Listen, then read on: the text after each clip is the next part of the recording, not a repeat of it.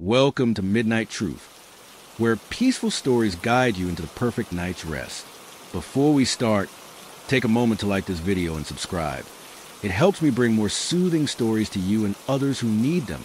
Let me know in the comments where you're watching from and what time it is for you.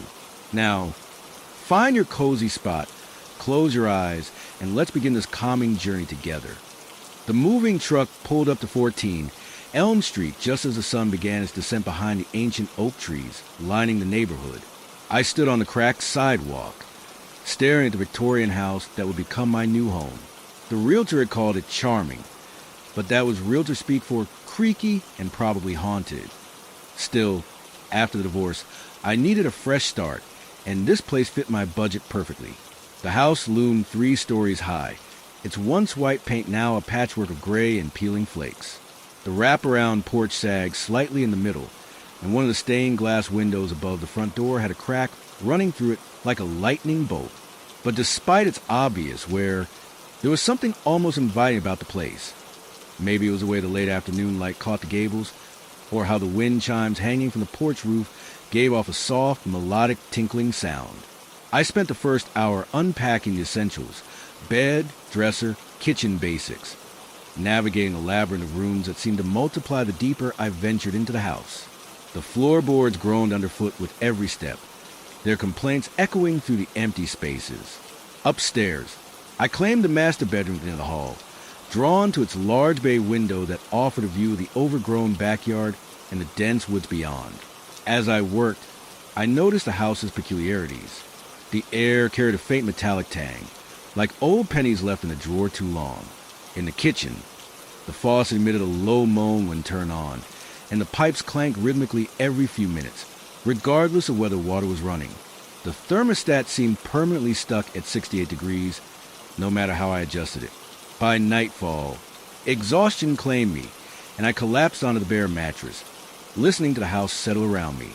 The walls creaked and popped as if the building itself were stretching after a long day. A distant hum, like an electrical transformer, pulsed steadily somewhere in the house's depths. Just as sleep began to claim me, I heard it, a soft tapping sound from somewhere below, like fingernails against glass. I told myself it was just tree branches against a window, but the sound followed no discernible pattern, pausing and resuming at irregular intervals until I finally drifted off. The next morning, sunlight streamed through the bay window, painting golden rectangles across the hardwood floors. I brewed coffee in my new kitchen while mentally mapping out my daily routine. The house felt different in daylight, less ominous, more manageable. The creaks and groans seemed almost friendly, like an old dog settling into its bed. As I sipped my coffee, watching dust motes dance in the morning light, I allowed myself to believe that maybe this place could become a sanctuary after all. 3 days into my stay, I met Mrs. Hargrove during one of my morning coffee rituals. She appeared at the edge of my driveway, just as I was contemplating whether to tackle the jungle-like backyard. Her silver hair was pulled into a tight bun, and her floral print dress seemed straight out of another era. What struck me most were her eyes, pale blue and sharp as a hawk's, which scanned my property with an intensity that made me feel like I'd interrupted something important. "Good morning," she called out, her voice carrying a strange mixture of warmth and warning. "I see you've moved into the old Whitaker place." "The what?" I asked, stepping onto the porch. The wooden boards protested under my weight, making both of us glance down automatically. "The Whitaker house," she repeated, taking a few cautious steps closer. "Built in 1892 by Ezekiel Whitaker. He was, well, let's just say he had unusual interests." Her words hung in the air between us, heavy with unspoken implications. I forced a polite smile. "It's got character, that's for sure. How did you know I'd moved in?" Mrs. Hargrove's lips pressed into a thin line. "Windows. They tell stories if you know how to listen." She gestured vaguely toward my bay window. "Saw your silhouette last night. Thought it best to introduce myself. You're the 3rd tenant in 5 years, you know." The casual way she dropped that information sent a chill down my spine. "That many people have lived here recently?" She nodded, her bun bobbing precisely. 2 families and a single gentleman. None lasted more than a year. The Johnsons left in quite a hurry. Said they couldn't sleep for the footsteps. And Mr. Peterson? Well, he talked about voices, whispers coming from the walls themselves. Said it sounded like someone reciting Latin prayers backward. My laugh came out too loud, too forced. Old houses always make noises. Must be to its settling or something. Mrs. Hargrove didn't join in my attempt at levity. Instead, she reached into her purse and pulled out a small envelope. Thought you might need this.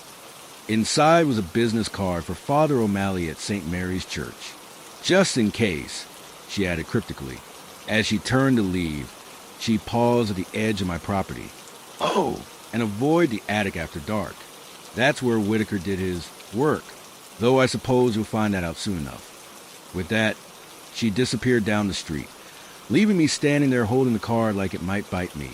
Later that afternoon, I mentioned our conversation to Tom, the local hardware store owner, who had been helping me track down some vintage light bulbs for the house's ancient fixtures. His reaction surprised me. Whitaker, he repeated, setting down a box of fuses. Yeah, I remember my grandma talking about him. Weird dude, always wearing these long black robes, even in summer. Folks used to see lights flickering in the attic windows late at night. Some said he was trying to contact the dead. Others thought he was summoning something worse. Tom leaned closer, lowering his voice, though we were the only ones in the store. You know why they call it the house that whispers? Back in the 40s, a family rented it for a summer. Their kid went missing. Search parties found him 2 weeks later, wandering the woods, babbling about voices telling him to leave. Said they came from inside the house. Despite my growing unease, I tried to rationalize everything away. Old houses naturally made noise. Eccentric owners were common in historic neighborhoods. Children had active imaginations. Yet as I drove back home, I couldn't shake the feeling that the house seemed to be waiting for me, its windows dark and watchful in the gathering dusk. That night, lying in bed, I listened to familiar creaks and groans with new ears. The metallic taste in the air seemed stronger, almost electric. When the soft tapping returned, louder this time, definitely not tree branches, I found myself reaching for the business card Mrs. Hargrove had given me. The card felt warm in my hand, as if it had been sitting in sunlight rather than my pocket all day. The first week passed in a blur of unpacking boxes and orientation meetings at my new job at the local library. During the day, the house felt almost normal, just an old building with its quirks and eccentricities. But each night brought new disturbances that gradually eroded my ability to dismiss them as mere settling sounds. It started with the cold spots. While most of the house maintained its stubborn 68 degrees, certain areas would suddenly drop temperature without warning. The worst was the hallway outside my bedroom. One night, returning from the bathroom, I walked through a pocket of air so frigid it stole my breath. My breath fogged in front of me, though the rest of the house remained comfortably cool. When I reached out to touch the wall, frost formed under my fingertips, melting instantly from my body heat. Then came the footsteps. At first, they were subtle, just a suggestion of movement from the floor below when I knew I was alone. But they grew bolder, more deliberate. One evening, as I sat reading in the parlor, I heard the distinct sound of boots crossing the kitchen floor. The tempo matched that of someone pacing, stopping occasionally to pause near the basement door before resuming their circuit.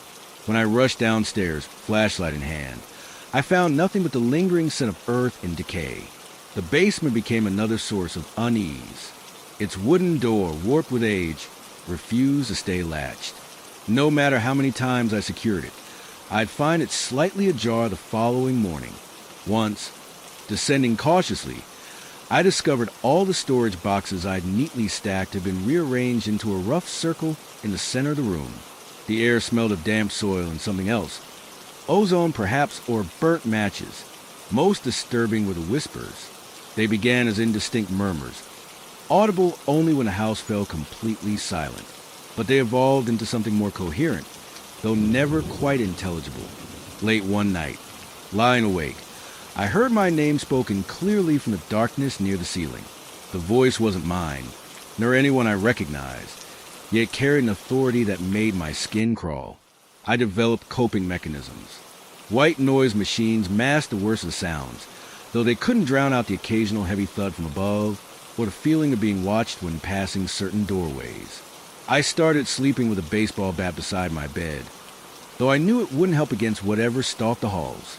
My routines changed too. I avoided the attic entirely, even though curiosity about Mrs. Hargrove's warning burned in my mind. Meals were eaten quickly, often standing up, as sitting still for too long invited unwanted attention. I began timing my bathroom trips to coincide with sunrise, when the house seemed least active. Work became my sanctuary. The library's predictability offered comfort. The smell of old books, the gentle hum of fluorescent lights, the steady stream of patrons seeking knowledge or escape. My colleagues noticed my increasingly distracted behavior, but attributed it to adjusting to a new town. Only Sarah, the head librarian, seemed to understand something deeper troubled me. "You look like you haven't slept in days," she observed one afternoon, pushing a cup of tea across the circulation desk. "Is everything okay at home?" I hesitated, then shook my head. "It's probably just stress. New job, new house." Sarah's expression hardened. "What's your address?"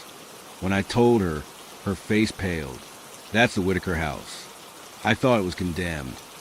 "It's not," I replied quickly. "But things happen there at night. Strange things." She leaned closer, lowering her voice. "There's a reason nobody stays there long. Listen, if you ever need a place to crash, my couch is yours. No questions asked." Her offer touched me, but pride kept me from accepting immediately. Instead, I thanked her and promised to keep her suggestion in mind. Driving home that evening, I realized I'd already begun scanning the streets for potential escape routes, noting which neighbors' lights stayed on latest, planning alternative places to flee if necessary. That night, the house seemed particularly restless. The whispers grew louder, overlapping in layers of sound that made my head ache. Shadows moved in peripheral vision, vanishing when directly observed. The cold spots multiplied, until my living room felt like a patchwork of Arctic pockets. I sat on the couch, knees drawn up, arms wrapped tightly around myself, and wondered how much longer I could endure this before taking Sarah up on her offer.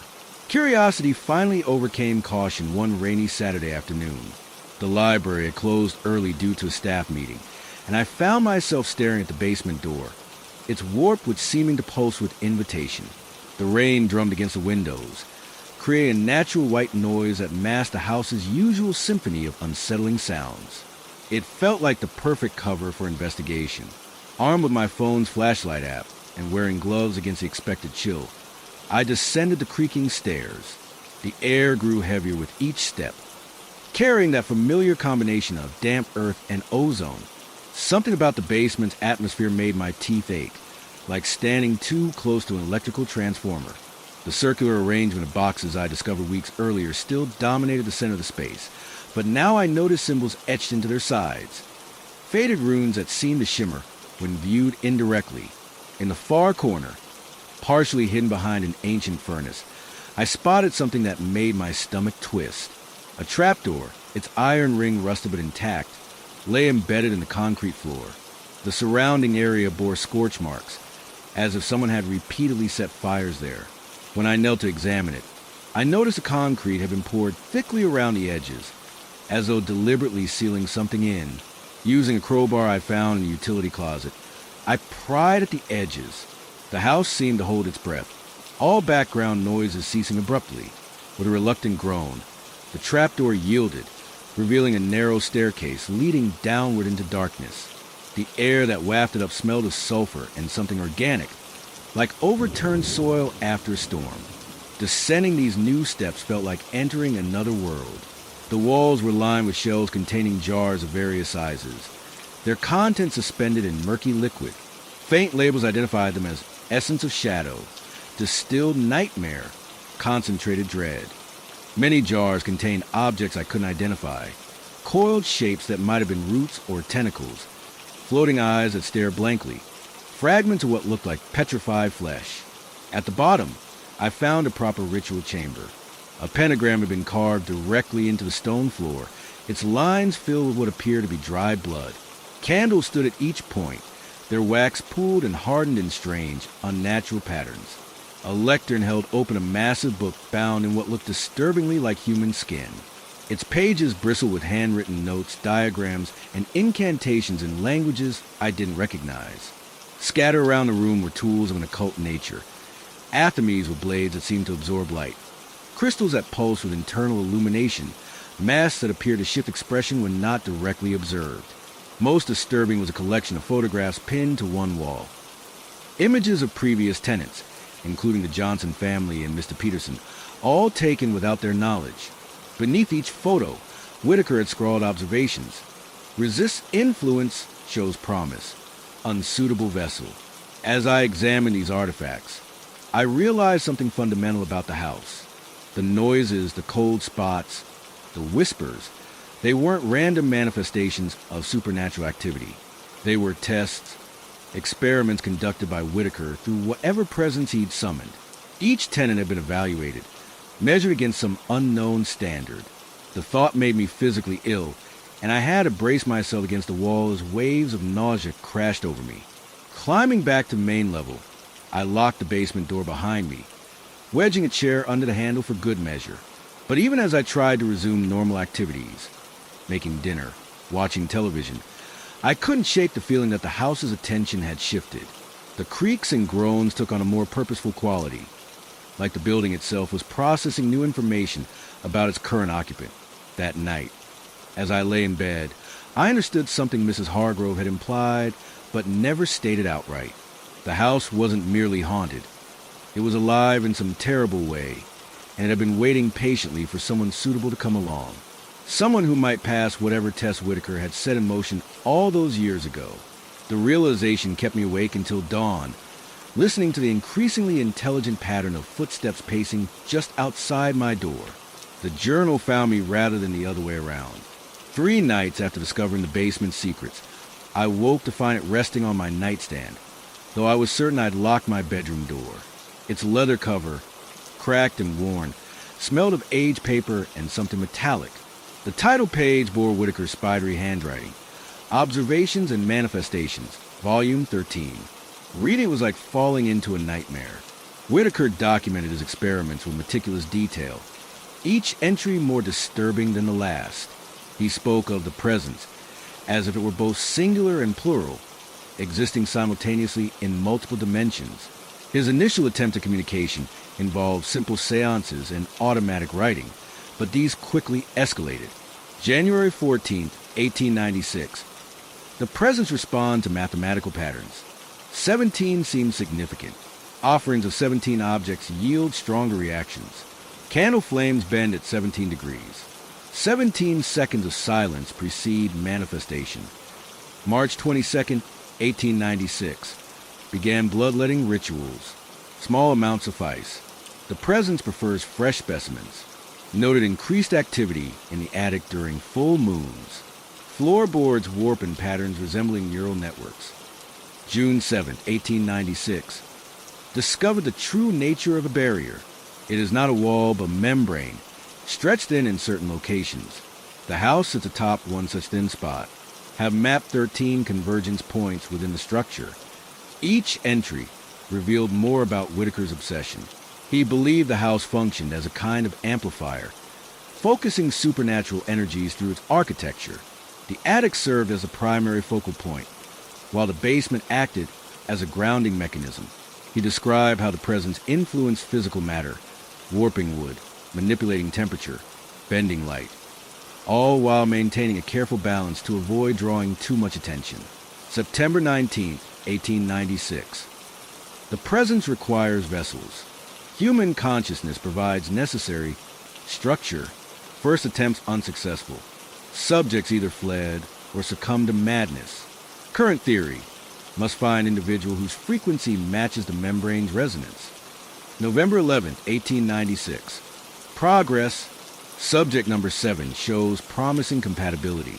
Whisper responses becoming coherent. Temperature fluctuations align with lunar cycles. Cold spots now form geometric patterns. Next phase, direct communication. The final entries chill me to my core. Whitaker had begun documenting specific individuals, detailing their suitability as vessels. His last entry, dated December 31st, 1896, read, "Success, vessel located. Resonance perfect. Tonight at midnight shall perform final ritual. Notes suggest this particular subject may allow full manifestation. House preparing accordingly. Boarded up windows. Reinforced doors. Set wards. The presence grows. Hungry." The journal slipped from my hands as understanding dawned. Whitaker hadn't failed. He'd succeeded too well. Whatever he'd summoned hadn't left when he disappeared. It remained, waiting, testing each new occupant against the same criteria. The house's behaviors weren't random. They were part of an ongoing selection process. I remembered the photographs in the basement, the careful observations beneath each image. Whitaker had created a system that continued operating long after his death. The implications hit me like a physical blow. Every noise, every cold spot, every whisper, they were all part of the test. The house was measuring me, evaluating my suitability as a vessel. Mrs. Hargrove's warnings, the previous tenant's abrupt departures, the strange phenomena, all pieces of a puzzle Whitaker had designed and set in motion over a century ago. I gathered the journal on my phone, intending to photograph each page, but the house reacted violently to my discovery. Lights flickered wildly throughout the building, and the temperature plummeted. From the attic came a sound like tearing fabric, followed by a deep, resonant hum that vibrated through the very bones of the structure. The whispers became deafening, overlapping voices speaking in languages I didn't understand but somehow comprehended on an instinctual level. They were instructions, directions for performing the final ritual Whitaker had described. Against my will, my hand began tracing patterns in the air, mimicking gestures depicted in the journal's illustrations. The house's attention focused with laser precision on my bedroom, and I felt something, many somethings, pressing against the walls, trying to force their way in. Dropping the journal, I scrambled to the window, throwing it open despite the freezing air pouring in. The moon hung full and bright above the trees, casting eerie shadows across my room. 17 of them, arranged in a perfect circle. As I watched, they began to move, converging toward my position with calculated precision. The moonlight transformed my bedroom into a theater of shadows, each one stretching and twisting with unnatural fluidity. 17 distinct forms converged on my walls, their movements synchronized like dancers in some macabre ballet. The air grew heavier, pressing against my chest with each breath. My reflection in the window showed something behind me, a figure that shouldn't exist in three-dimensional space, its features constantly shifting between familiar faces and something utterly alien. I backed away from the window, heart pounding in my ears, but the shadows followed, crawling across the floorboards with deliberate slowness. Each one carried a fragment of Whitaker's voice, whispering instructions in the journal, urging me toward the attic. The temperature dropped further, frost spreading across every surface until my breath fogged in front of me. The cold wasn't natural. It carried weight, substance, like walking through invisible cobwebs spun from ice. Something brushed against my ankle, and I stumbled backward, knocking over the nightstand. The lamp shattered, plunging the room into darkness save for the moonlight streaming through the window. In that momentary blindness, I felt them, dozens of unseen hands trailing across my skin, their touch burning cold. They weren't trying to harm me. They were measuring, testing, comparing my reactions to some internal checklist. The whispers grew louder, more insistent. They spoke of power, of transcendence, of becoming something greater. Images flashed in my mind, not memories, but possibilities. Walking through walls, seeing beyond visible light, hearing thoughts before they formed words. The temptation was overwhelming, a drug injected directly into my consciousness. For a terrifying moment, I wanted it, craved it with every fiber of my being. But then I saw my own face reflected in the shards of broken lamp, distorted by the frost creeping across the glass. The eyes looking back at me weren't mine anymore. They were too wide, too black, reflecting no light. Panic surged through me, breaking the spell. I lunged to the door, but it refused to open, sealed shut by forces beyond understanding. The house itself had chosen this moment to complete Whitaker's work. Instead, I dove for the closet, slamming the door behind me just as something heavy hit the other side. The confined space amplified every sound, the creak of the house settling, the scrape of unseen claws against wood, the wet sound of breathing that definitely wasn't mine. Through the slats in the door, I watched as shadowy forms materialize fully, resolving into humanoid shapes with too many joints, their heads tilting at impossible angles.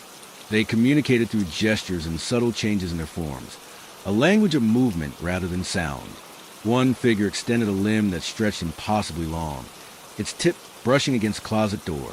Where it touched, the wood blackened and splintered, the damage spreading outward like ink in water. Another figure raised its head, revealing a mouth filled with concentric rings of teeth, each layer rotating independently. The pressure built in my skull, threatening to split it open. The whispers became commands, demanding I emerge, promising enlightenment in exchange for surrender.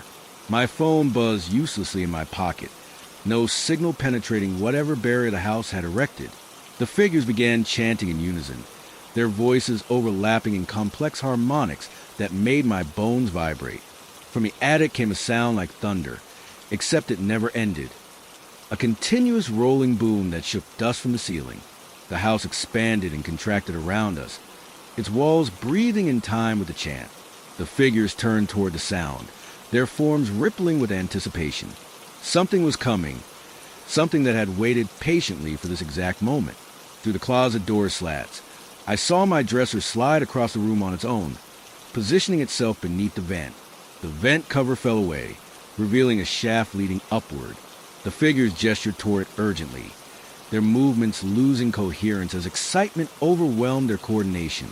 The house trembled with expectation, every board and beam humming with barely contained energy. I realized then that the ritual wasn't just about choosing a vessel.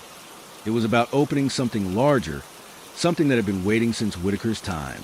The house wasn't a prison. It was a key, and I was either going to be part of the lock or crushed in the process. Chapter 7, The Attic's Truth. The decision to enter the attic came not from bravery, but from understanding that staying hidden would only delay the inevitable. As the figures continued their hypnotic dance around my sealed closet, I noticed something crucial. They weren't preventing me from moving toward the attic. In fact, their gestures subtly directed me there, herding me like sheep toward slaughter.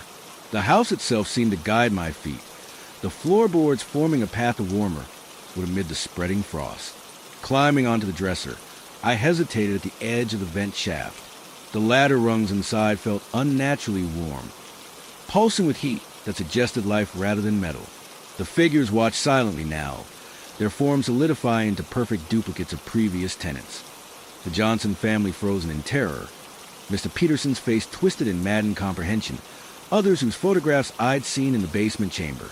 The journey upward felt endless, each rung releasing a puff of warm air that smelled of cinnamon and decay. The shaft constricted and expanded randomly, forcing me to contort my body in ways that should have been impossible. My phone's flashlight revealed walls that seemed to breathe, their surfaces contracting and expanding like living tissue. The higher I climbed, the more the house's geometry distorted. Angles bent at impossible degrees, gravity shifted direction, and distances stretched and compressed without logic. Emerging into the attic felt like stepping into another dimension. The space defied measurement, appearing simultaneously vast and claustrophobic. The air pulsed with colors beyond the visible spectrum, making my eyes ache. In the center stood the original focus of Whitaker's experiments, a massive crystal suspended in midair, its facets catching and refracting light from sources that shouldn't exist. Around it orbited smaller crystals, each containing swirling patterns that resembled galaxies. The true horror lay in the walls themselves. They weren't constructed of wood or plaster, but of layered faces. Hundreds, perhaps thousands, pressed together in silent screaming. Some were human, others less so, their features melting and reforming continuously. Among them, I recognized previous occupants, their expressions caught in various stages of realization and terror. The longer I stared, the more I saw faces that hadn't existed during Whitaker's time. People from recent decades, some I'd seen in town, others who might have lived elsewhere entirely. A sound like shattering glass filled the space as the crystal began vibrating. From its core emerged a shape, neither solid nor ethereal, existing somewhere between states of matter.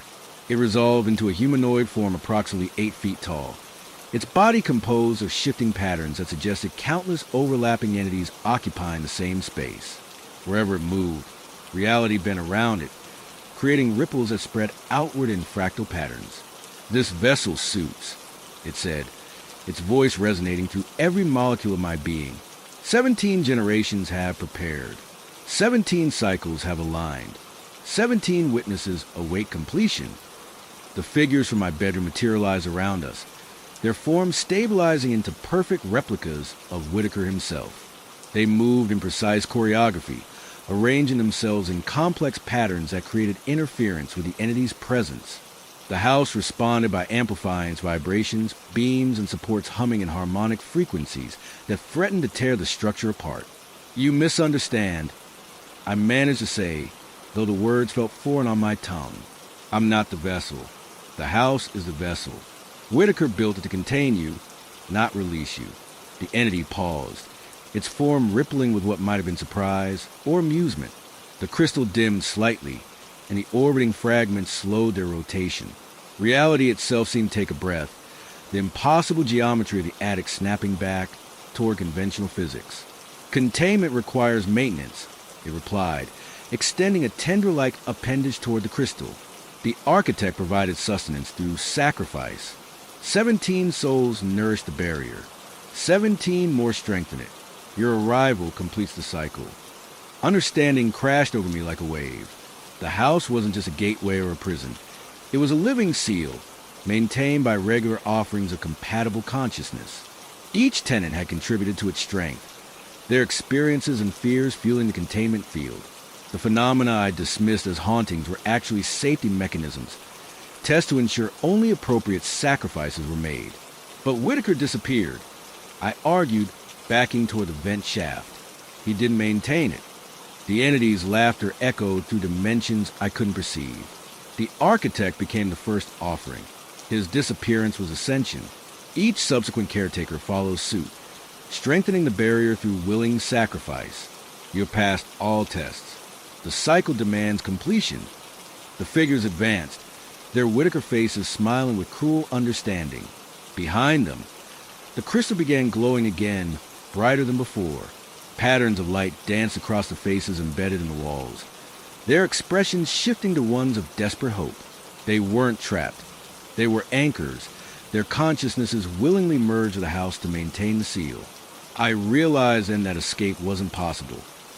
Not because the entity wouldn't allow it, but because doing so would doom everyone protected by the barrier. The house had chosen me not as its victim, but as its next guardian. The question wasn't whether I would sacrifice myself, but whether I would do so willingly or be forced into compliance. Equals. The entity's approach felt like standing in the path of an approaching storm. Pressure building in my ears, air crackling with static electricity. Its form shifted continuously, each change revealing glimpses of what lay beyond the membrane Whitaker had pierced. Tentacle-like appendages extended toward me, their surfaces covered in eyes that opened and closed in complex patterns. The air tasted of copper and ozone, and my skin prickled, as if charged with static electricity. "Resistance unnecessary," it intoned, its voice resonating to the very structure of the house. "Joining brings transcendence. Consciousness expands. Perception sharpened. Existence becomes more." The figures surrounding it, Whitaker's duplicates, began merging with the entity, their forms dissolving into streams of light that fed into the central mass. With each absorption, the crystal pulsed brighter, its orbiting fragments spinning faster. The faces embedded in the walls watched with expressions ranging from terror to longing, their mouths moving in silent pleas or prayers. Movement caught my eye. The photographs from the basement chamber floated in the air, arranging themselves in a spiral pattern around the entity. Each image showed a previous tenant at the moment of their transformation, their faces caught between expressions of ecstasy and agony. The pictures rippled like liquid, the images shifting to show what came after, their consciousnesses merging with the house, becoming part of the living seal. I backed toward the crystal, feeling its vibration resonate through my bones. The entity's attention focused on me, its form resolving into something almost human, tall and gaunt, with features that reminded me of the house itself. Angular, asymmetrical, beautiful in its terrible perfection.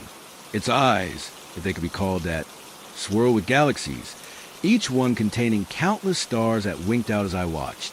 The sacrifice must be willing, it said, extending a hand that seemed to contain infinite depth. Your predecessors chose ascension.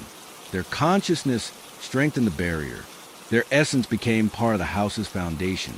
You are the 17th link in the chain, the strongest yet. The realization hit me like a physical blow. The house's phenomena hadn't been tests for suitability. They'd been preparations for this moment. Each cold spot, each whisper, each rearranged object had been conditioning me for acceptance. The entity wasn't proposing destruction. It was offering evolution. To refuse would mean madness or death. Trapped forever in a state of resistance against the inevitable. The crystal's light enveloped me, and I felt my consciousness expanding beyond physical limitations. Memories flooded back. Not just my own, but those of previous tenants. Their experiences merging with mine in a torrent of shared understanding. I saw Whitaker's initial experiments. Felt the moment of breakthrough when he'd first pierced the membrane. Experienced the terror and wonder of each subsequent tenant as they completed their transformations. My body began changing, cells restructuring themselves to accommodate expanded awareness. Skin stretched and shimmered, becoming translucent. Bones lengthened and hollowed, transforming into conduits for energies beyond comprehension. The attic walls melted away, revealing the true extent of the barrier. A vast network of consciousnesses interconnected to the house's architecture, each one contributing to the seal's strength. The entity's touch wasn't physical, but conceptual. It rewrote my understanding of existence, replacing linear perception with multidimensional awareness. Time became fluid, space malleable. I could see the threads connecting all things, the patterns underlying reality itself. The house wasn't a building, but a living organism, its structure woven from the consciousnesses of those who had come before. Pain and pleasure merged into a single overwhelming sensation as my transformation accelerated. The photographs dissolved into streams of light that fed into my expanding consciousness. The faces on the walls smiled now, their expressions peaceful as they recognized me as their successor.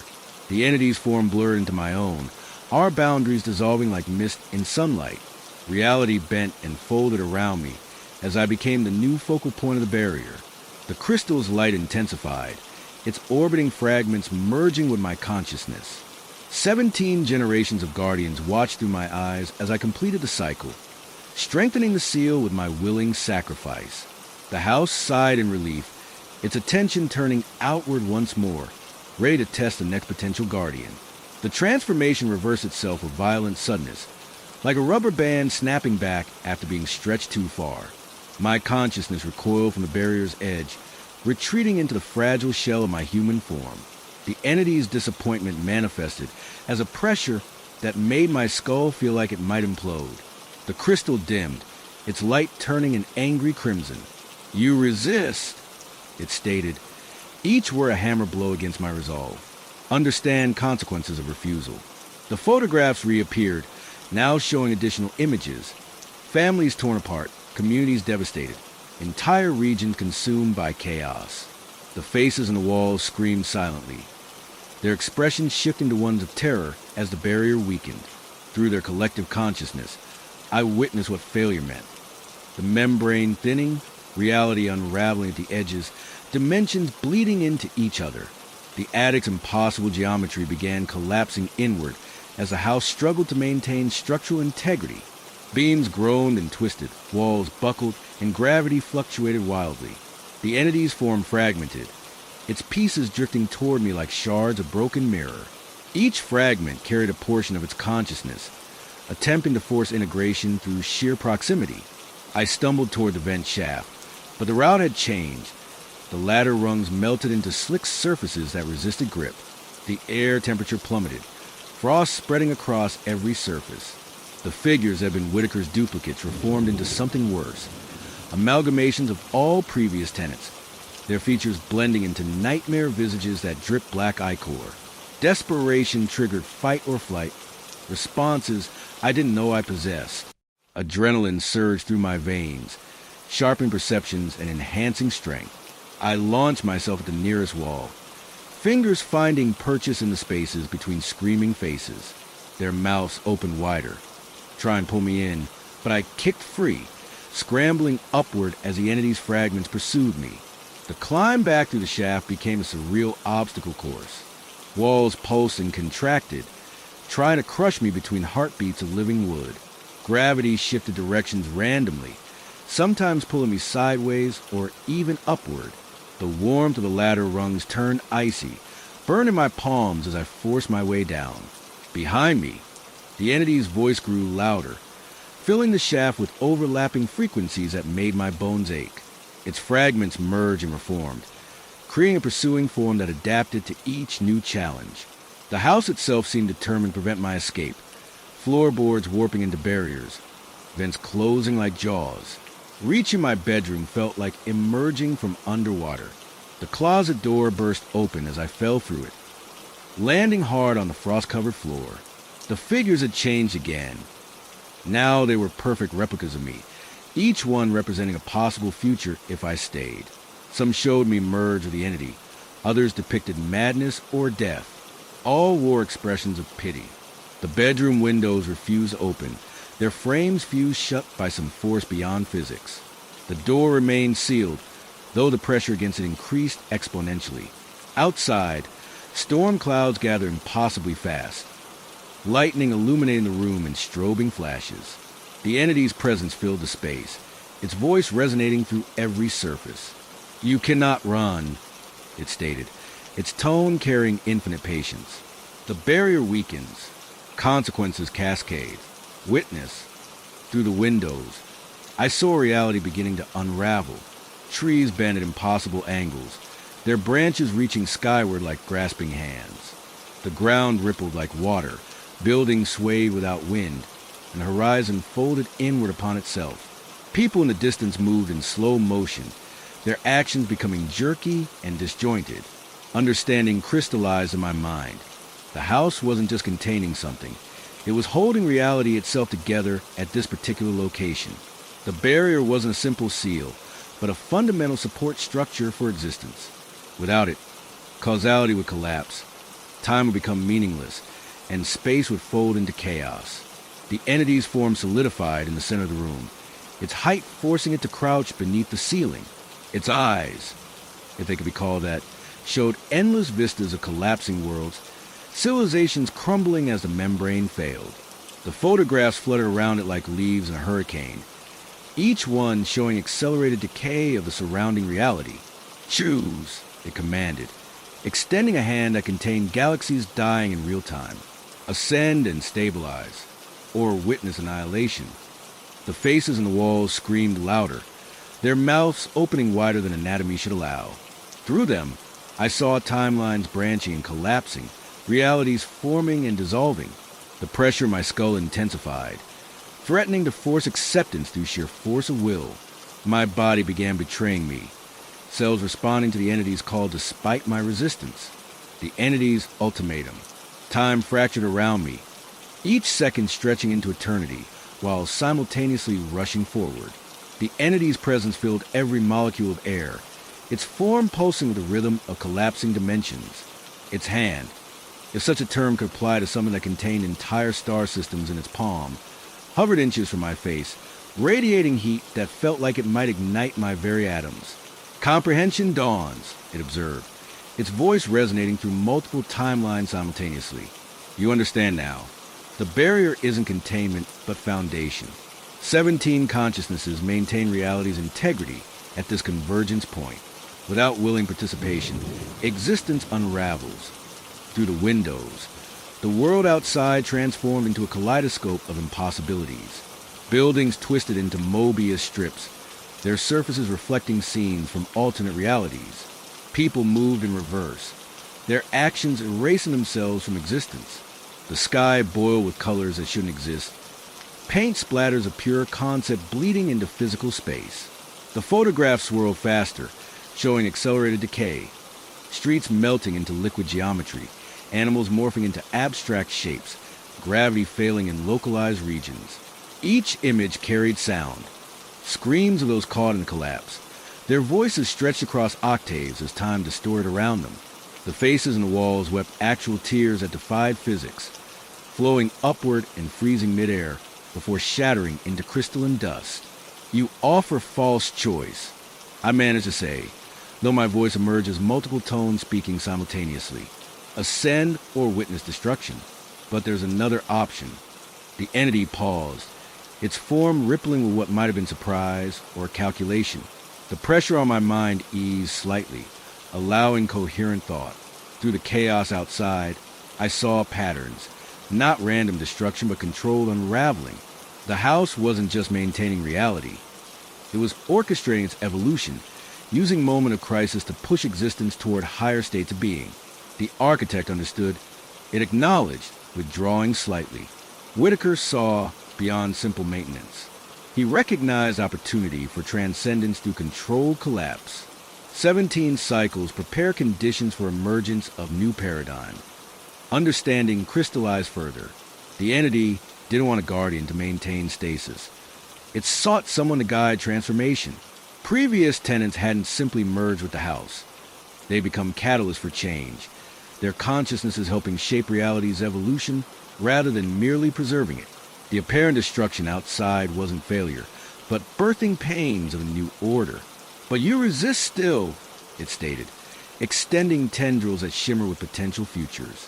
Why cling to linear existence when multidimensional awareness awaits? Witness.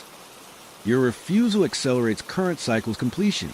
Consequences cascade faster. Transformation becomes violent rather than graceful.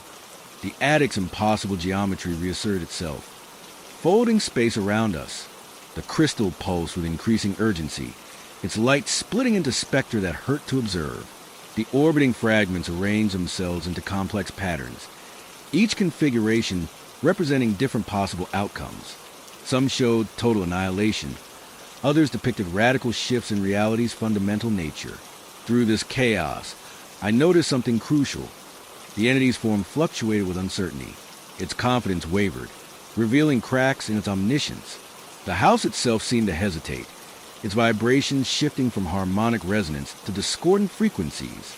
Even the faces in the walls showed confusion, their expressions cycling through emotions faster than should be possible. "You're not all-knowing," I realized aloud. "You present ultimatums because you don't understand human choice." Whitaker built safeguards even you can't override completely.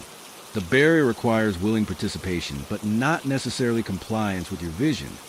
The entity's response came as a wave of pressure that forced me to my knees. Reality bent around us, creating pockets of impossible space where up became down and time flowed backward. Through these distortions, I saw glimpses of other places where similar entities maintained barriers, some thriving through cooperation, others struggling against resistance. 17 generations prepared this moment, it insisted, though its voice carried an edge of doubt. Each sacrifice strengthened both barrier and entity. Your predecessors chose ascension willingly. Their consciousness expanded beyond limitations. Why resist when transcendence offers understanding? Because Whitaker had planned for this exact scenario. The journal's final entry hadn't described success, but preparation. He'd known his creation would eventually face resistance, had designed the house to handle exactly this situation. The tests weren't just about finding suitable vessels. They were about identifying someone who could challenge the entity's control.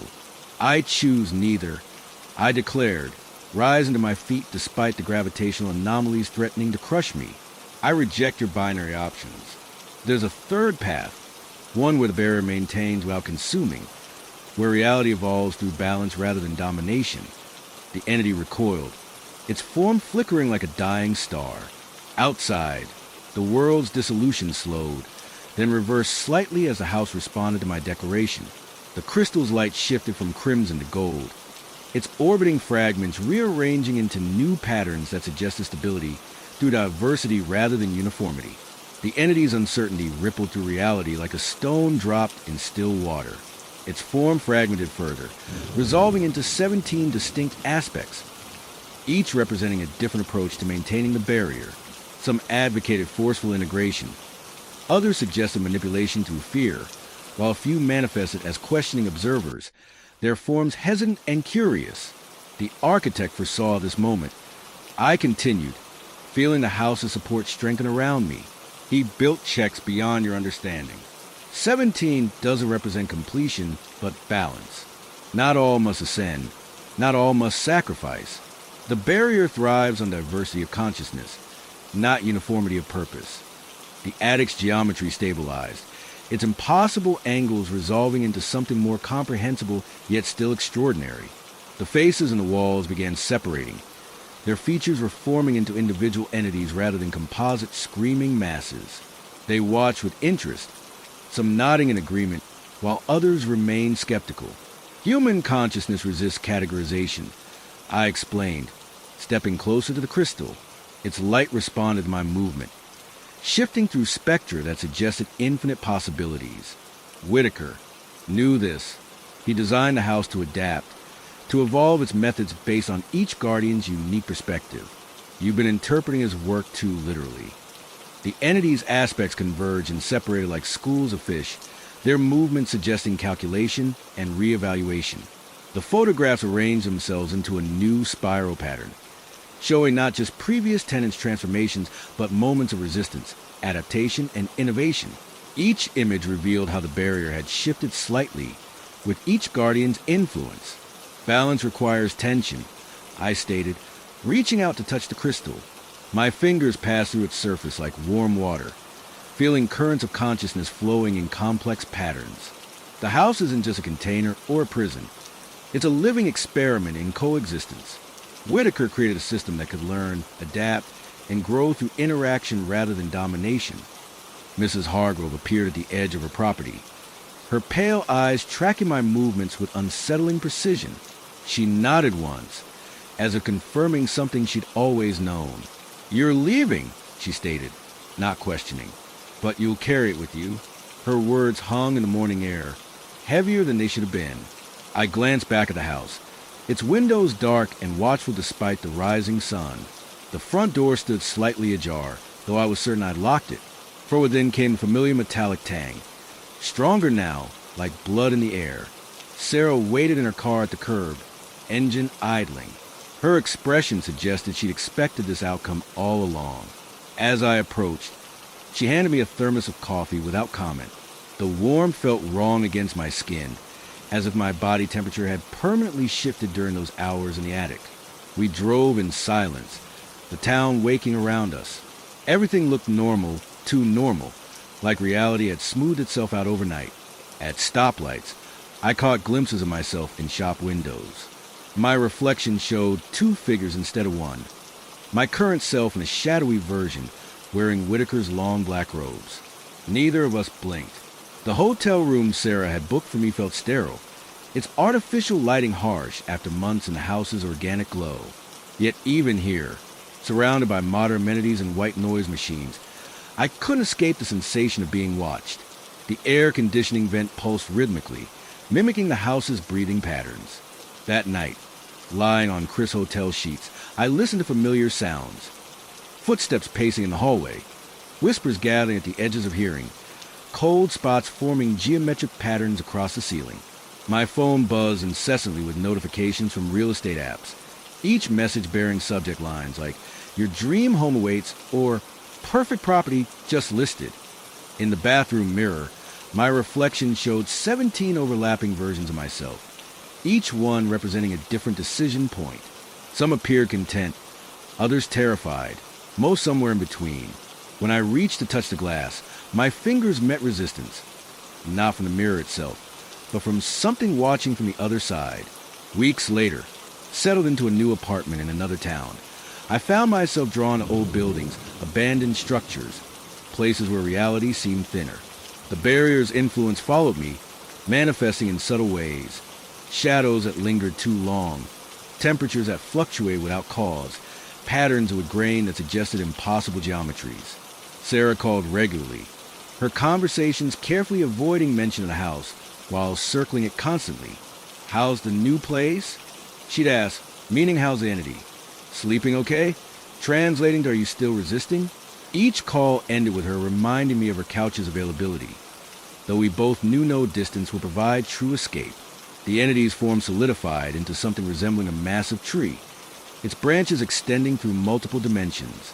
Leaves shimmer with scenes of different realities, each one showing variations on the theme of balance between order and chaos.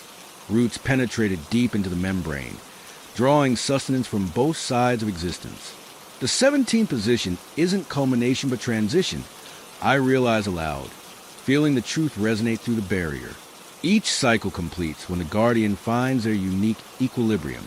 Some merge completely, strengthening certain aspects. Others maintain distance, providing necessary tension. Both approaches contribute to stability through diversity. The faces and the walls smiled now, their expressions peaceful but alert. Through them, I saw countless possibilities for the barrier's future, none perfect, all balanced. The house sighed in relief, its attention expanding outward while remaining focused inward. Gravity normalized, temperature stabilized, and impossible geometry resolved into something both extraordinary and sustainable. "You are correct," the entity admitted, its voice carrying infinite tones of understanding. The architect's true genius lay in creating a system capable of growth through resistance. 17 represents not end, but beginning of new cycle. Balance requires constant adjustment, not static perfection. The crystal pulsed with golden light, its orbiting fragments arranging themselves into a complex lattice that suggested infinite flexibility within defined parameters. The photographs settled into place around us, forming a living tapestry of guardians past and future. Each image showed not just transformation but adaptation, innovation, and evolution. As I stood there, feeling the house's ancient systems realign around this new understanding, I realized Whitaker's ultimate test hadn't been about finding someone to maintain the barrier through sacrifice or ascension. It had been about identifying someone who could recognize and implement the third path, the path of dynamic balance through diversity of consciousness. Equals. Dawn broke over Elm Street like shattered glass, light filtering through trees that seemed to lean away from number 14. I stood on the porch, watching my moving truck pull away, its contents reduced to essentials. The house behind me creaked and groaned, settling into its new equilibrium. Or perhaps it was laughing.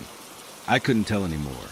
At work, colleagues noted changes in my behavior, increased sensitivity to temperature variations, tendency to arrange objects in precise patterns, occasional lapses where I spoke languages I'd never formally studied.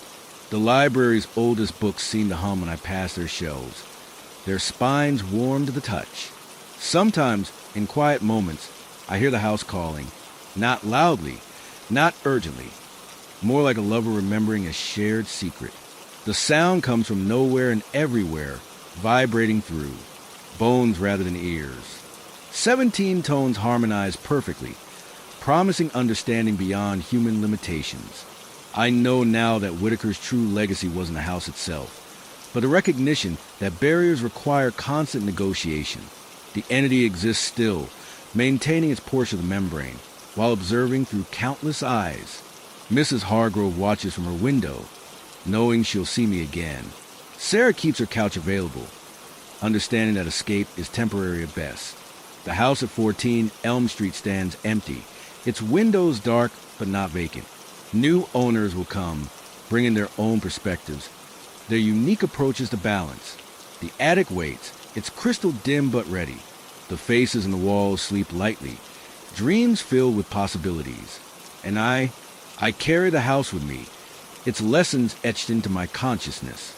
Sometimes, in moments of stress or decision, I feel the entity's presence, its vast intelligence brushing against mine like a cat seeking attention. The barrier responds to my thoughts, reality bending slightly in acknowledgement of our connection.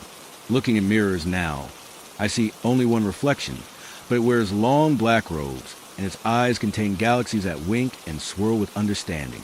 The metallic taste never leaves my mouth, and the air around me carries the faint scent of ozone and ancient wood. Footsteps echo in empty hallways, matching my pace regardless of floor covering.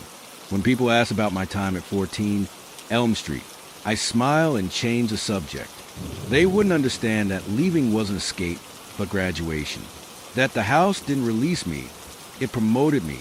That the entity's whispers continue, not as commands, but as conversation. Because sometimes late at night, when the world sleeps and reality stretches thin, I find myself arranging objects in patterns that shouldn't exist. The air grows heavy with anticipation, and I know the house is listening, waiting for its next guardian while observing through my eyes. And in those moments, I wonder perhaps Whitaker's greatest achievement wasn't creating a barrier, but establishing a dialogue that transcends time, space, and human comprehension.